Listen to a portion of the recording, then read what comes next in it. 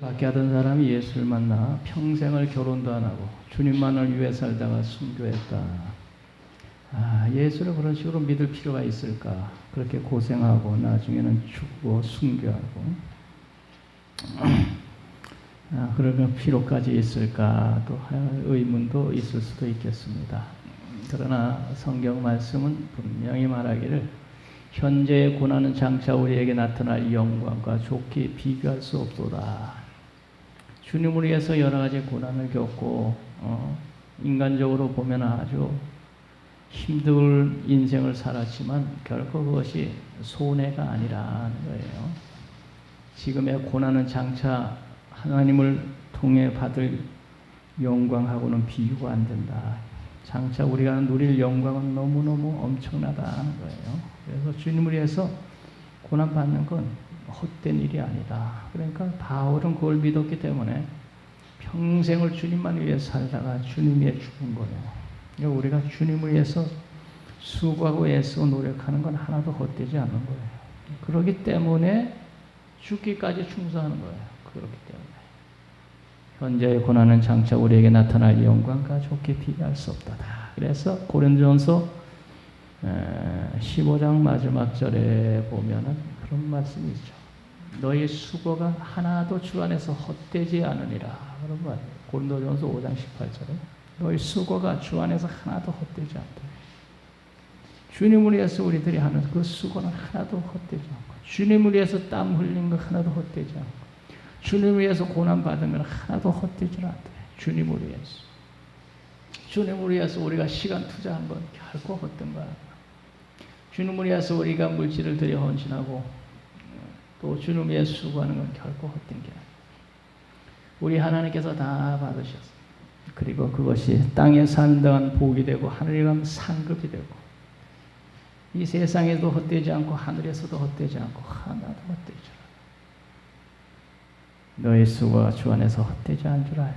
그래서 사도 바울은 그걸 알기 때문에 죽도록 충성하고 죽도록 고생당하고, 그래서 3차 전도 여행을 마치고 예루살렘에 돌아왔는데 대대적인 환영을 하는 것이 아니고 3차 세계 전도 여행을 마치고 돌아온 사도 바울이 고소를 당해서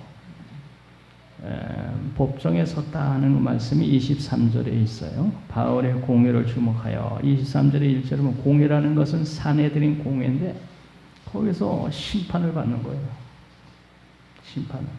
심판을 받아서 사내들인 공회라는 것은 사형권을 놓고 나머지 형벌은 가할 수 있는 그런 고난을 가지고 있었어요. 그래서 걔가 3차 전도 여행 마치고 돌아와서 사내들인 공회 앞에 서서 심판을 받는 이런 어려움이 찾아왔다. 그래도 사도 바울은 낙심하지 않았어요. 왜? 주 안에서 주님을 위해 사는 건 하나도 헛되지 않으니까. 너의 수고가 하나도 헛되지 않다. 그래서 주님을 위해서 고난받는 건 헛되지 않아. 하늘의 상이 커. 주님을 위해서 수고하는 건 결코 헛된 거 아니에요. 우리 주님은 다 받으시고 그것을 여러분에게 복으로 채워주실 줄 믿습니다. 그래서 주님 위해서 죽도록 몸 아끼지 말고 수고를 아끼지 말고 물질도 그렇고 여러분 주님 위해서 하는 건 헛된 게 아니에요. 주님이 다 살아계셔서 받고 여러분에게 복으로 채워주는 거. 이렇게 공회 앞에 서서 이제 신문을 받는데 말이죠. 그 공회라는 것은 70명으로 구성된 곳인데 거기엔 사두개인도 있고 바리새인도 그렇게 섞여 있어요. 그 종교 지도자들 뭐 이런 사람들로 구성이 돼가지고 사두개인이라는 사람은 그때 현 정권에 붙어 사는 그런 현실주의적인 사람들이었어요. 친로마 성향을 가진 사람, 부자인 사람들, 권세를 가진 사람. 바리새인은 그 사람들은 아주 젊은 율법을 지키는 종교적인 사람들이었어요. 그래서 바리새인들은 부활도 믿고 천사도 믿고 영도 있다. 그래서 우리가 볼 때는 바리새인이 영적으로 바로 된 사람. 사두개인들은 현실주의들라 해서 부활도 없고 천사도 없고 영도 없다. 지금 여기가 천국이지 어디가 천국이냐. 이런 식으로 하니까 전혀 영적으로 서로 반대. 그런 것을 한 사도 바울이 내가 여러분 앞에서 죽은 자의 부활에 대해서 오늘 신문을 받는도다. 그런 얘기를 했더니 바리새인들은 저 사람이 죽은 자의 소망, 부활에 믿는구나. 우리하고 같은 거 아니야. 사두개인들은 무슨 뭐 죽은 자의 소망, 부활이 있다는 얘기야. 그래서 자기들끼리 서로 다투었다. 그러다가 사도 바울이 그들에게 분쟁에 휘말려 찢겨질까 하야. 그래서 그 바울을 천부장이 데리고 군대 막상으로 들어갔다. 그런데 그날 밤에 주께서 바울 곁에 나타나서 담대하라. 내가 예루살렘에서 나의 일을 증언한 같이 로마에서 증언하여야 하리라. 11절에 보면 그런 말씀이 11절. 우리 11절 다 같이 읽겠습니다. 11절. 그날 밤에 주께서 바울 곁에 서서 이르시되 담대하라. 내가 예루살렘에서 나의 일을 증언한 것 같이 로마에서도 증언하여야 하리라. 사도 바울이 사람들에게 붙잡혀 찢겨질까, 고전에 보면 찢겨질까, 이런 아주 험악한 분위기, 어려운 곤란에 처한 거예요. 10절에 보면 찢겨질까. 그런데 그래서 천부장이 사도 바울을 데리고 군대 막산으로 들어갔는데 그날 밤에 찢겨질 듯이 고난을 겪고 위기 속에서 그날 밤에 환상 중에 주께서 밤에 환상 중에 나타나서 담대하라. 내가 예루살렘에서 나의 일을 증언한 것 같이 로마에서도 증언하여야 하리라. 담대하라 하면서 이루어졌다. 찢겨질 정도로 사람들 앞에서 어려움을 겪던 바울에게 그날 밤에 주께서 담대하라. 내가 예루살렘에서 나의 일을 증언한지 로마에 증언하리라. 고난 중에 주님이 나타나서 위로를 한 거예요. 넌 죽지 않는다. 로마에 가서 복음을 전해야 된다. 그러니까 걱정하지 마라. 담대하라. 하나님께서는 우리들이 아주 곤란을 겪을 때 그때 종종 나타나서 위로하시는 그런 하나님이에요. 사도 바울은 그런 경우가 종종 있었어요. 야곱이라는 사람이 형을 피해서 도망가다가 광야에서 잠이 들었을 때 하늘문이 열리고 하늘의 사닥다리가 하늘의 땅에 닿았는데 사닥다리 꼭대기에서 천사가 오르락 내리락 하며 야곱아 야곱아 하며 그 야곱에게 나타나서 야곱을 위로했다 하며 형이 죽이겠다고 달라들이 도망가다가 한밤중 광야에서 짐승들의 우는 소리가 들리고 짐승들에게 잡혀 찢어져 죽을지도 모르는 그런 위험 속에 극도로 두려워할 때에 하늘이 열리면서 야곱아 야곱아 내가 이후에 이곳으로 다시 돌아오리라. 그리고 여기서 단을 쌓으리라.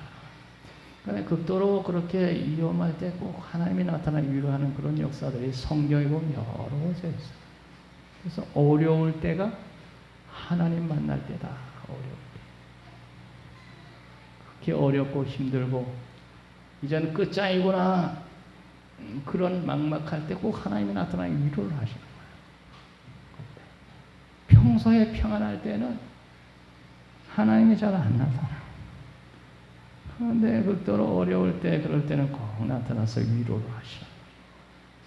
여기 바울이 찢겨 죽을 정도로 위기에 있을 때 그날 밤에 하나님이 주께서 나타나 담대하라. 너는 죽지 않는다. 예루살렘에서 복음을 증거하지 로마에서 증거하라. 그래서 어려울 때는 하나님이 내 가까이 와 계신다는 걸 알 수 있어. 어려울 때 낙심하지 마세요.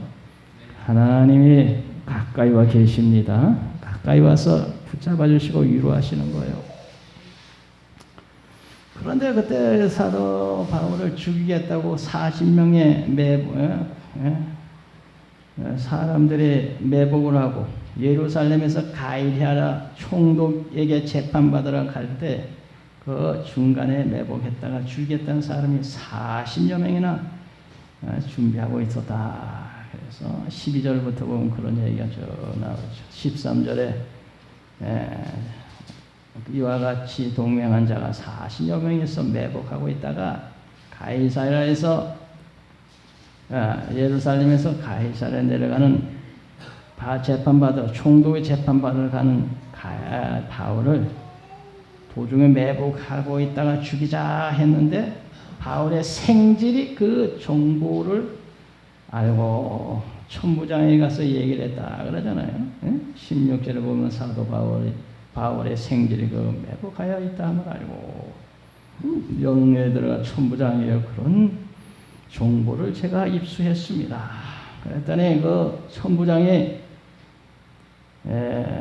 사도 바울을 무사히 총독에게 보내기 위해서 23절에 보면 백부장 둘을 불러 이르되 밤제 3시에 가이사랴까지 갈 보병 200명과 기병 70명과 창병 200명을 준비하라.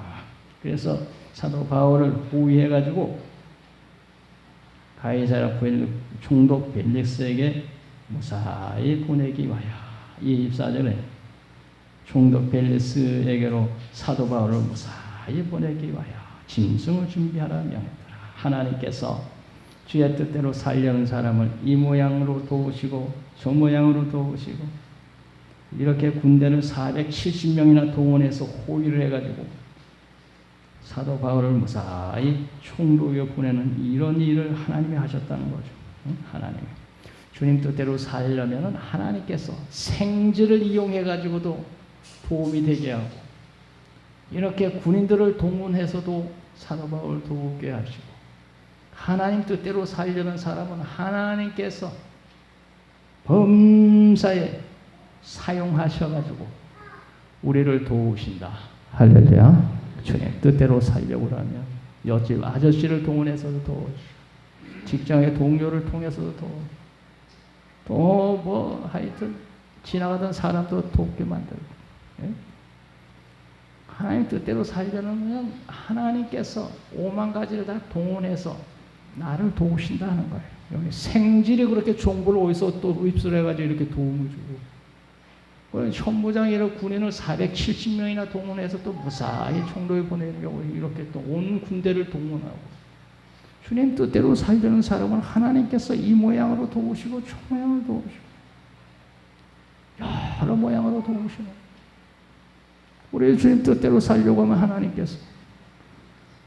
하나님께서 어떤 방법을 동원해서든지 우리를 도우시고 복되게 하여 주실 줄 믿습니다. 주님 뜻대로 먼저 그의 나라와 의를 구하라. 그리하면 이 모든 것을 너에게 다 하시리라. 믿음으로 살려는 사람은 하나님이 도우세요. 나의 도움이 어디서 있고 천지를 지으신 여호와에게서 주님 뜻대로 살려고 했습니다. 하나님의 범사에 도우세요. 하나님이 돕는 자가 되는 겁니다. 그래서 이제 천부장이 사도 바울을 보내면서 편지를 써서 총독에게 그 편지를 갖다 드리도록 했습니다. 그래서 25절에 또 아래와 같이 편지하니 일렀으되 26절 다 같이 읽습니다. 클라우디오 루시아는 총독 벨릭스 가까이에 문안하나이다 하면서 편지를 써서 총독에게 보낸 거예요. 클라우디오 루시아는 천부장이고 그 다음에 총독 벨릭스. 로마 나라가 전 세계를 지배할 때 황제가 혼자 다 다스릴 수 없기 때문에 각 지역마다 총독을 둬가지고 분할 다스리게 했는데 유대 땅엔 여기 벨릭스라고 하는 총독을 세웠어요. 그래서 유대 그 전 지방을 다스리게 했어요. 그러니까 아주 권세가 막강한 사람이었어요. 그래서 총독 벨릭스에게 편지를 보냈다. 그러니까 편지 내용이 뭐냐? 27절 다 같이 읽습니다. 이 사람이 유대인들에게 잡혀 죽게 된 것을 내가 로마 사람인 줄 들어 알고 군대를 거느리고 가서 구원하여다가 유대인들에게 잡혀 죽게 된 것 로마 사람인 줄 알고 군대를 거느리고 가서 구원했습니다. 유대인들이 했는데 사실은 사도 바울도 유대인이에요.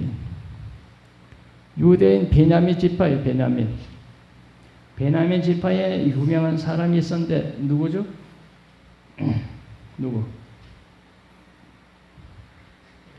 누구요? 좀 물어보자. 배경호 권사님은 알 수 있나? 하하, 우리 배경호 지사는 모른다. 그러면 또 우리 최미동 기사한테 가야 되겠다. 응?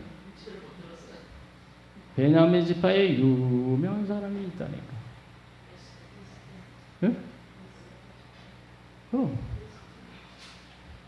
이현미 지사님 알 것 같은데.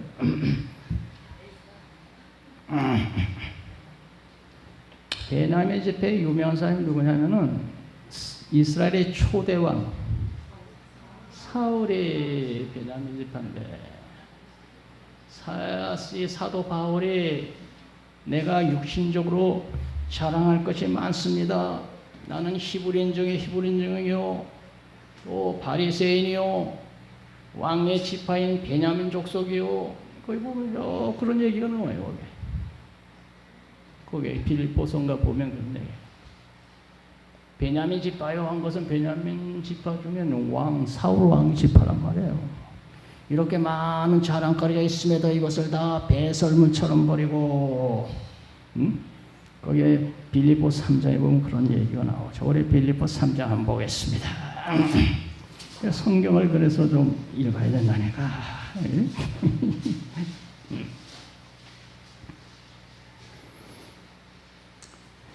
빌립보 3장입니다. 3장. 자, 이 사람이 육체적으로 자기가 이렇게 자랑할 거리가 많다는 거예요. 빌립보 3장 4절 다 같이 읽습니다. 그러나 나도 육체를 신뢰만 하며 만일 누구든지 다른 이가 육체를 신뢰할 것이 있는 줄로 생각하면 나는 더욱 그러하리니 나는 8일 만에 할례를 받고 이스라엘 족속이요 베냐민 지파요 히브리인 중에 히브리요 율법으로는 바리새인이요 열심으로는 교회를 박해한 사람이요. 그 베냐민 지파요. 근데 베냐민 지파가 뭐가 유명해요? 근데 베냐민 지파에는 사울 왕의 지파란 얘기야. 나는 사울 왕 왕족이요. 이런 얘기를 해요. 왕족이요. 그런 베냐민 지파의 그 유대인인데 여기 보면은 오늘 말씀에 보면은 그 유대인 중에 유대인인 사도 바울이 27절에 유대인에게 잡혀 이렇게 되어 있어요. 닭의 동족을 괴롭히는 거예요. 왜? 예수 믿는다고. 오늘 우리 한국 사람 괴롭히는 거야. 왜? 예수 믿는다고. 예수쟁이야. 이 밥맛 없다. 이런 식으로 막. 그 핏줄이 문제가 아니에요. 예수 믿는 거는 뭐 핏줄은 그거 상관없어요. 예수 안 믿는 사람은 예수 믿는 사람 박해하고 너 내 원수가 집안 식구니라. 예수 믿는 사람은 안 믿는 사람은 좀 반대요. 그러니까 유대인인데 유대인에게 잡혀 죽게 됐단 말이에요. 군대를 거느리러 가서 구원하여다가 그 다음에 28절 우리 다 같이 읽습니다. 유대인들이 무슨 일로 그를 고발하는지 알고자 하여 그들의 공회에 데리고 내려갔더니 왜? 유대인들이 이 사람을 고발했는지 그 사람을 공회에 데리고 가서 그 앞에 세워서 신문을 받으면서 낱낱이 이제 한번 신문해 보려고 갔단 말이죠. 29절 다 같이 읽습니다. 고발하는 것이 그들의 율법 문제에 관한 것뿐이요 한 가지도 죽이거나 결박할 사유가 없음을 발견하였나이다. 그래 공회 앞에 세우고 신문해 봤더니 이건 뭔 죄를 져서 온 게 아니고 자기들의 종교 문제, 율법 문제에 관한 것뿐이요 한 가지도 죽이거나 결박할 아무 사연을 판결하지 못하였나이다. 이 천부장이 벨리스 총독에게 편지 내용이 이제 읽는 겁니다. 그래서 이 사람이 죄인이라고 죽여야 된다고 하는데 신문에 보니 죽일 사유가 아무것도 없어. 종교적인 문제 가지고 난리예요. 30절 다 같이 읽습니다. 그러나 이 사람을 헤아리는 관계가 있다고 누가 내게 알려주기로 곧 당신께로 보내며 또 고발하는 사람들도 당신 앞에서 그에 대하여 말하라 하였나이다 하였더라. 그래서 이 사람을 헤아려 하는 관계가 있다는 사람을 누가 정보를 제공해 주기에 그래서 이 사람을 당신에게 이제 보내서 당신 앞에서 신문 받고 또 이 사람을 고소한 사람, 고발한 사람들도 당신 앞에 서서 신문 받도록 내가 보내겠나이다. 이렇게 말을 하고 있는 겁니다. 그래서 31절 우리 다 같이 읽습니다. 보병이 명을 받은 대로 밤에 바울을 데리고 안디 바드리에 이르러 그래서 한밤중에 매복하고 있다니까. 그러니까 한밤중에 무사히 보내려고 한밤중에. 그래서 예루살렘에서 가이사랴하고 중간 지점에 있는 안디바드리에 가서 거기에 거쳐서 그 다음날 아침에 총독 앞에 가게 하려고. 그 거리가 상당하니까 근데 중간 기찻길을 거기다 정했는데 한밤중에 갔다. 그래서 매복한 사람들 눈치채지 못하게 한밤중에 일어나 안디바드리에 이르러서 그 다음에 32절 다 같이 읽습니다. 이튿날 기병으로 바울을 호송하게 하고 영내로 돌아가니라. 그래서 남은 사람은 군인 중에 기병, 마병, 말을 활용하는 군인들만 기병만 남겨놓고 보병은 돌아가고 창을 든 사람들은 돌아가게 했어요. 그 기병이 모두 몇 명이냐 하면은 기병이 모두 몇 명이었죠? 70명이요. 기병의 70명과 23절에 보면 나오죠. 기병만 남겨놓고 나머지는 왜? 매복해서 이제 살해한 사람들을 피해서 안디바리 갔으니까 이제는 안전하단 말이에요. 그러니까 나머지 군인들은 다 돌아가고 기병만 남겨놓은 거예요. 그리고 영내로 돌아갔습니다. 그 다음에 33절 읽읍시다. 그들이 가이사랴에 들어가서 편지를 총독에 드리고 바울 그 앞에 세우니라. 이제 가이사랴 총독 있는 데로 가서 천부장의 편지를 총독에게 올리고 상한 거죠. 총독에게 여기에 천부장의 편지를 드리옵나이다. 총독에게 드리고 그리고 바울을 그 앞에 세웠습니다. 34절 다 같이 읽읍시다. 총독이 읽고 바울도 오니 영지 사람이냐 물어 길리기아 사람인 줄 알고. 왜 영지를 물었느냐 하면은 자기 관할 사람만 재판할 수 있기 때문에 이 사람이 어느 지역 출신의 사람인지를 물어본 거예요. 그래서 길리기아 사람인 줄 알고, 길리기아라면 내가 관할하는 지역이 맞구만. 그러면 내가 재판해야 된다. 35절 다 같이 읽습니다. 이르되 너들 고발한 사람들이 오려 내 말을 들으리라 하고 해적궁에 그를 지키라 명하니라. 그래서 총독이 바울을 보고 또 너를 고발한 사람들을 오거들라. 양쪽의 말을 내가 다 들어보고 그리고 내가 판단하리라.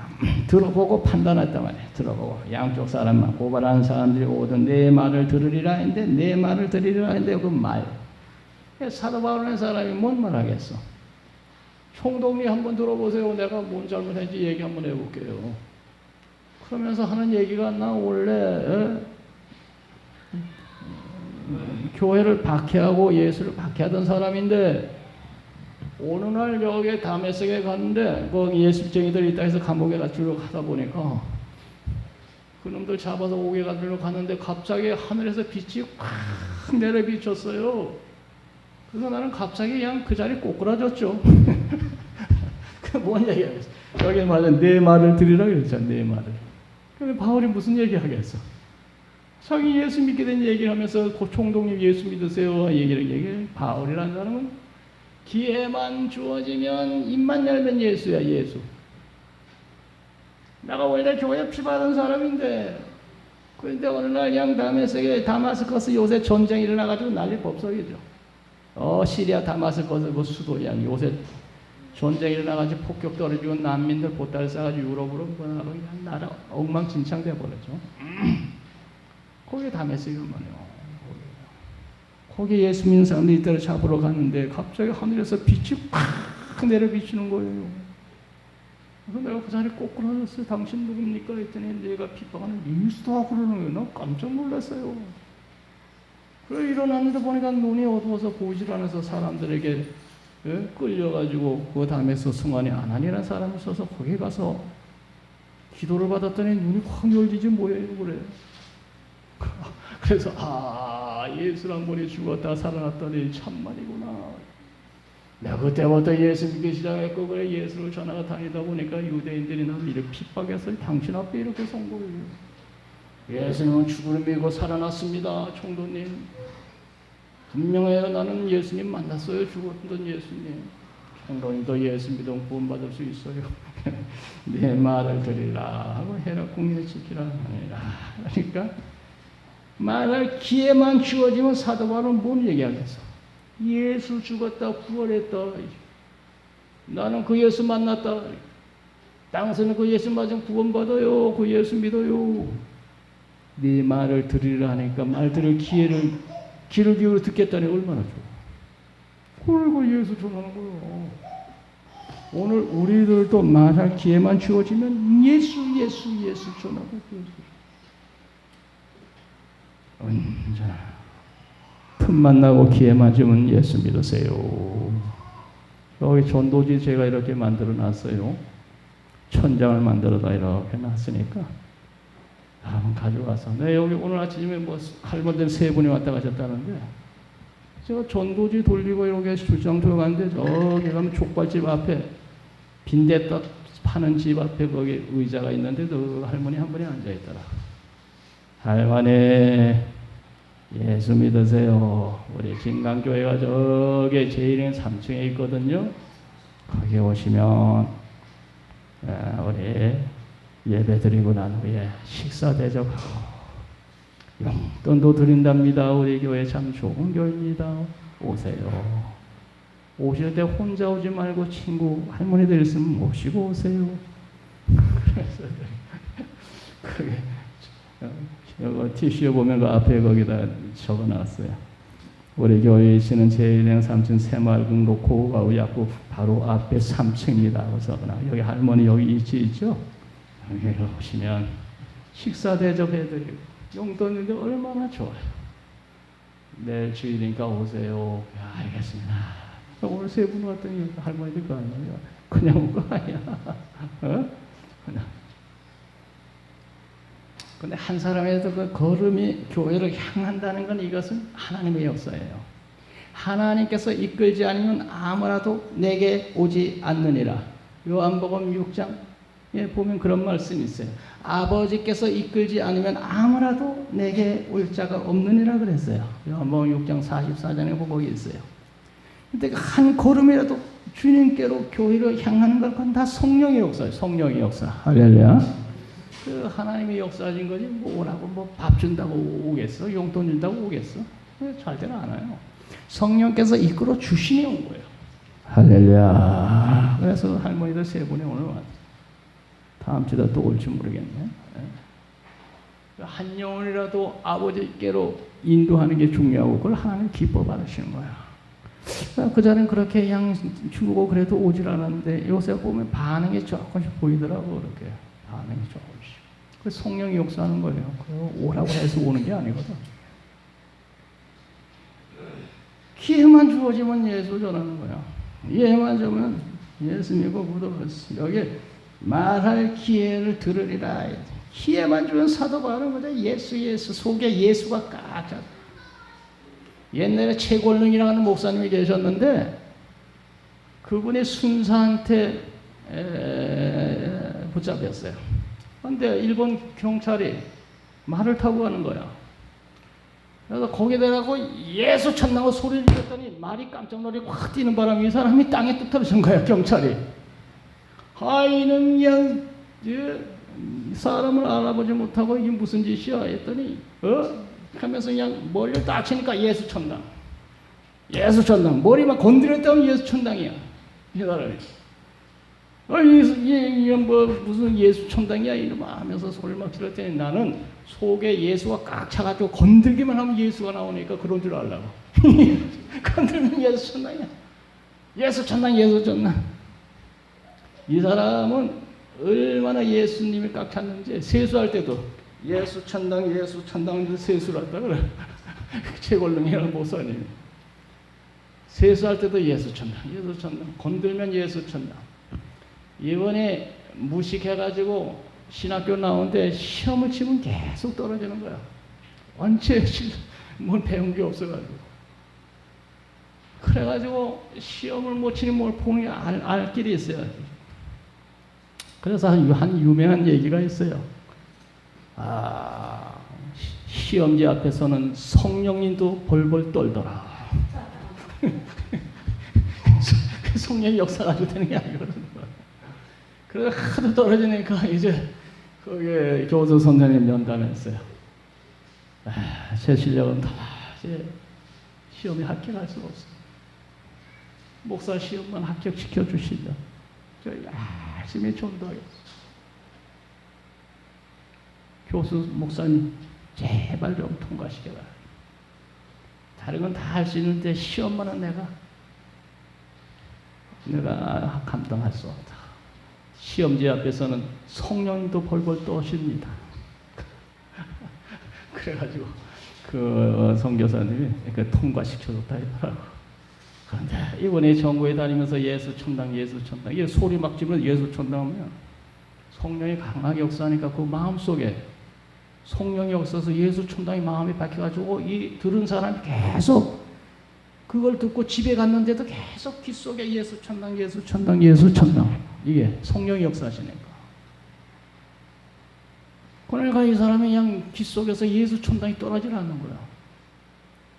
그래가지고 결국엔 그 사람을 통해서 그 마을이 전도되고 예수 믿고 해가지고 그 양반이 교회를 뭐 80개를 개척한가 그래. 엄청나게 많이 개척했어.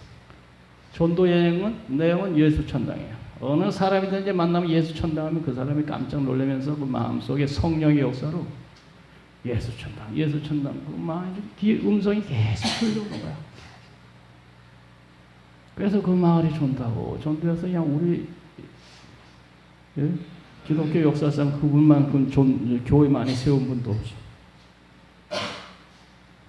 내 속에는 예수로 꽉 차가지고 건들면 예수입니다. 그런 줄 아십시오.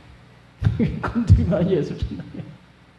그러니까 성령이 강하게 역사해서 다니는 곳곳마다 예수 복음 전하고 교회를 막 최골능. 그 권능의 이름이 원래 아니고 최봉순가 그런데 이분을 통해서 능력이 많이 나타나서 그래서 별명이 최골능이 됐어. 그런 목사님. 우리 종씨야 그분이 최골능.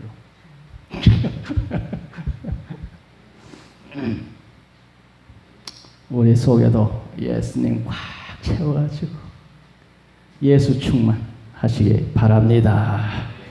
감사하신 아버지 세상